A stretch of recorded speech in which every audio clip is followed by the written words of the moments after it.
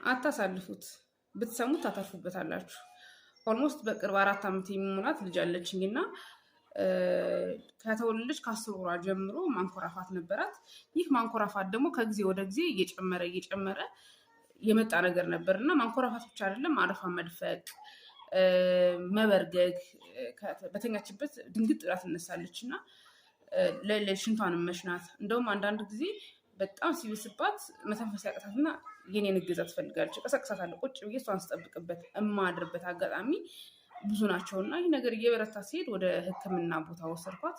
ሕክምና ቦታም ስትሄድ የአፍንጫ ቶንሲል እንደሆነና በሰርጀሪ መወገድ እንዳለበት፣ ካልሆነ ግን ወደ ሳምባዋም ወደ ልቧም የከፋ ኢንፌክሽን ወይም ደግሞ ችግር ሊያመጣ እንደሚችል ተነገረኝ።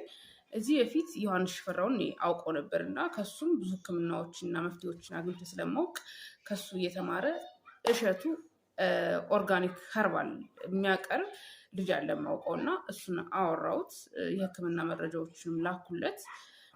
ህክምናውን ሰጠልኝ። ለ7 ተከታታይ ቀን ነበር ህክምናውን እንድታገኝ ያደረገው ልጄ። ከዛ በኋላ ዳነችልኝ። ደስ አይልም?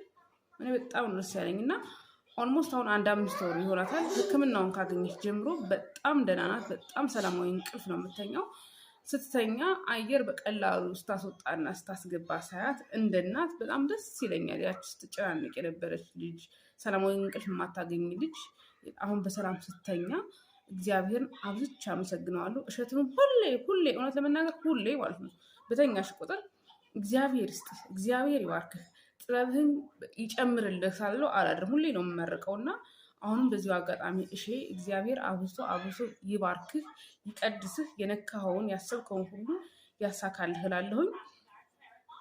ወደዚህ የመጣሁት ብዙ ሰው ይጨነቃል በዚህ ጉዳይ፣ ብዙ ችግር፣ ይሄ በሽታ ስር ሰዷል ብዬ አስባለሁ እና አካውንቱን ከታች ሜንሽን አደርግላችኋለሁ፣ አናግሩት። ብቻዬን ተጠቅሜ መቅረጽ ስላልፈለኩ ነው ይሄን ቪዲዮ እንድሰራ የፈለኩት እና እሸዋ በጣም ነው የማመሰግንህ።